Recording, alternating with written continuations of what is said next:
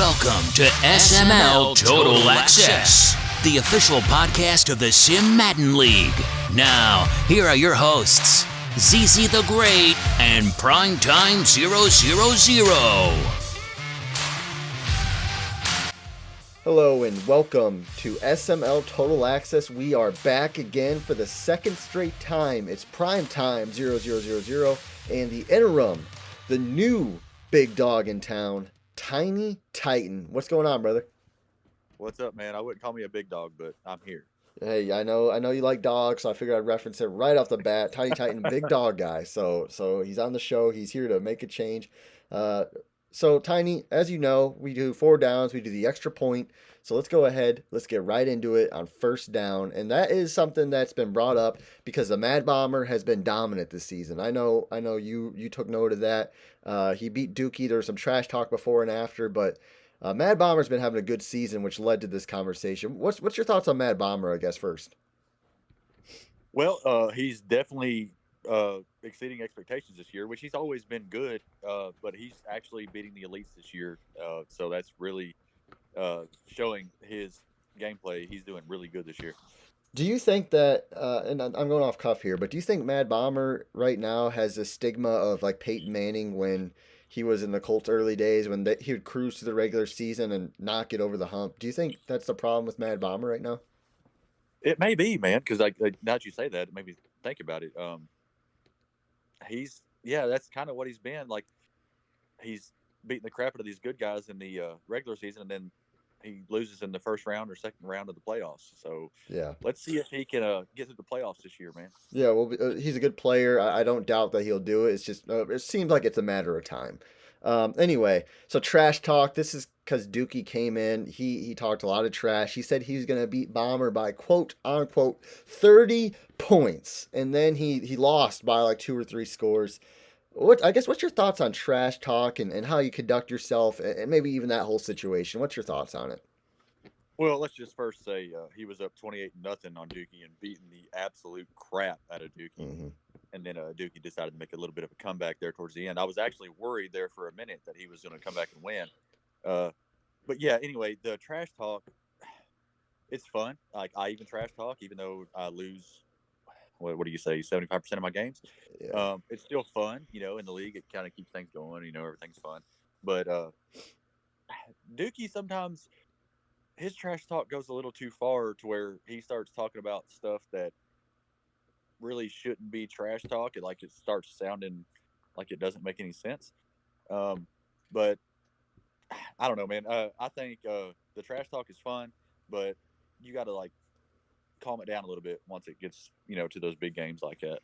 Yeah, I have no problem with trash talk, as you know. It's good for business. But and I've done this plenty of times. I've guaranteed wins. I did it against I actually said last season towards the end, whenever I lost to Bomber in the playoffs, I said that he wasn't going to beat me again. And we've only played 2 times since, and I beat him both times. But at some point, that's going to come back and bite me. I don't know when it's going to happen, but I'm going to own it. You just have to own it. You got to say the right things because you just got humbled. And Conor McGregor, good example of that. I didn't really like Conor McGregor early on in his career, but one thing I noticed is he has a business model of hyping this fight up. He talks the trash. And then he's always humble afterward. He doesn't make excuses. He just owns it, and he does the same thing over again. So that's kind of I think a good model of doing it, and not rubbing it in too much afterward, even if you follow through and get the win. I don't like people who do that either. I would agree with that. That's kind of the thing I have with Dookie is he'll talk his trash, and then after the game he'll make excuses, like he did where he said, for example, our next point coming up, that maybe he wasn't interested or whatever. It's like, dude, you've talked about this game 3 or 4 times and said you're going to beat this dude by so much, but yet afterward you're like, well, I didn't really care. If you didn't care, you would have been talking crap about it before. Yeah. And another thing, this has always been my pet peeve, and Dookie doesn't do this, but Meats used to do this a lot, and I didn't like it. Not talking trash. Maybe, let's say I'm playing you, and I guarantee a win versus you, and you don't say anything, you play the humble route, and then you beat me. I don't think that you should be able to talk trash afterward because you didn't say anything beforehand. Well, I think there's etiquette. I think that if you're gonna talk trash afterward, you have to put some skin in the game as well. You can't wait. You can't wait. That's just my opinion. I think you have to, and some people disagree with that method, but I think there has to always be skin in the game, and then there's just etiquette. There's trash talk etiquette, and I think people need to maybe go to the prime time school of trash talk etiquette. I don't know, but maybe we're beating a dead I horse. I could agree with that. Although there is like, I feel like that's kind of one of those things where like some guys are like, I'm just going to sit back and wait until I beat your ass, and then then I'll talk. You know what I mean? Yeah. So they don't want to talk a bunch of trash and then get their butts whipped, and then they'll talk. But So you're saying you want all the benefits of talking the trash afterward, exactly, but you no, don't want the risk of possibly, I don't know. That's why I don't like it, but I can see your point. I Um, see what you're saying. I totally understand. let's move on to second down though. That's good. Good conversation. Being fully invested. Dookie said it. Are you full? We talked about Dookie now. Are you fully invested? What's your thoughts on that term, being invested? And I know you've had some long seasons where you lose a lot. Do you lose your investing prowess, or how does that go off? How does that go for you? I don't think anybody really lose investment in this. There's times where I'm like, 0 and let's say 2-10, and Yeah, then you're playing your 13th game, and it's like really not invested. But if you're playing your game, I'm pretty sure you're trying to win every time. And if you're not, why are you here? You know what I yeah, mean? Like play your games, man. And everybody's invested to an extent. I can get where Dookie may get bored if he's been playing mud all day, and then he's like, all right, well, it's time for my SML game. But I don't know, man. I don't see where you're not fully invested. You're always going to try to win your games no matter what you're doing, because you're taking time out of your day to play your game. You're semi invested all the time, in my opinion. yeah. I would say that if you're playing your games, you're doing a disrespect to yourself in the league if you're not pretty well invested. That said, there are times in the regular season where I'm on cruise control, and I and then there'll be games when someone talks like Colt 45. He did the whole he was going to beat me by 7 points thing. So I'm like, okay, like, I'm going to treat this game like it's a playoff game, and I want to punch this guy in the mouth. But there's other times where I guess I'm on cruise control, and maybe I'm not treating it like a playoff game. Like anytime I play Bomber, I'm treating that thing like a playoff game. If I'm playing Dan like week 17, if everything's clinched, I'm treating that thing like a playoff game. But if I'm playing, I don't know, somebody who is just kind of boring, and I don't care too much, then I might be on cruise control. Maybe not invested isn't the word, but I don't have as much emotion. It's not as Well, emotional. a good example of that would be when you played Lawyer. You said, I'm going to beat Lawyer by 30. Yeah, Well, you won by 7. yeah, You said you were going to beat the shit out of Coop. hmm, He beat the crap out of you, yeah, 13-3. You couldn't do anything on offense. yeah. So, like, I could say you wasn't invested in that game, but I could also say maybe Coop just had your number that game. Who knows? Yeah, Coop. First of all, if I wasn't invested in the game, I'll never say it. But Coop played a really good game that game, and he definitely deserved the win. And Lawyer, obviously, that was just showmanship. Like, I didn't think I was gonna beat Lawyer by 30 points. No, but that's all in good fun. But third down now. We talked about Coop. You mentioned it. That's a good segue. He's 3-3-1. I think he's playing the game right now, actually. So we're gonna probably look stupid if he gets blown out. But with wins over Knoll, AFC playoff team last year, myself, 16-time champ GOAT, and Woods, AFC playoff team last year, is Coop a true playoff contender? I don't know, man. It's hard to say. Like, okay, so his wins was against the Bills, Browns, and Colts. Yeah. His losses were against the Colts, Raiders, and Bucks, and like 2 of those games were blowouts. To the Raiders, he was 42-14, and Bucks was 38-20. So I guess the Bucks wasn't a blowout, Mm-hmm. but and his tie was against KJ, 21-21, which KJ is one of those players where you may think he's not that great, but he can keep you in a game if he wants to, Mm-hmm. if he's actually interested. That's one of those invested things. Like KJ, I think isn't invested all the time, but if he is, I think he can actually play a decent game with somebody. Yeah. But anyways, his remaining games are against the Texans, Jags, Bengals, Jags, Ravens, Atlanta, Carolina, Texans, and Saints. Mm-hmm. So let's see, 1, 2, 3, 4, 5. So I can see 6 more wins out of that, and so. Let's say he goes 9-5-1. Mm-hmm. Is that going to make the wild card in the AFC? I don't think it will. It could, and That that's his best case scenario. that 7 seed is very interesting because you got your first 6 that pretty much locked in. Bomber, the Raiders, all that. But number 7 is Latin Yank at 5-3, and it gets ugly after that.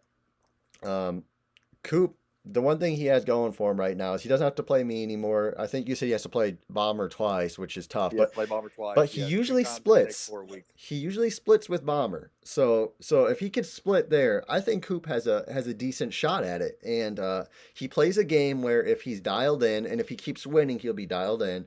And if he's running the ball, it's tough to beat somebody if they play mistake free and they run. It's super cliche. It's just like KJ, where if you're running the ball well and if you can avoid the mistakes, you're naturally going to be in the game. You're naturally going to be in the game. So I say he has a shot at it if Latin Yank drops off. So I would agree with that. let's move on now to fourth down. And fourth down, we're going to go ahead and talk about the biggest weakness of an elite team that may kind of prevent them from hoisting a Simbardi trophy, at least this season. Who you got? Well, so I wrote it down as Dookie, of course, with his defense because Bomber completely exposed him this week. Mm-hmm. But there's another one I would also say is Dan. Mm-hmm. Dan's defense has really slacked off from the last few years. And also, if you look at his games, man, every game is like 3 points, 7 points, 6 points. So if it's one of those players that are really good, they're not going to give up one of those possessions, and they're going to give up one of those scores where they're actually, going to have a chance to win that game. Mm-hmm. Also, I would put one more in there, maybe Prime.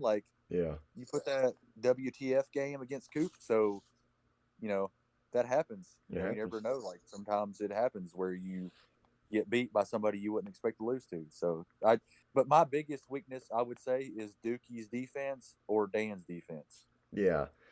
I would say mine is actually, and I think I predicted this guy to make the Super Bowl last podcast, but it is Washington football team.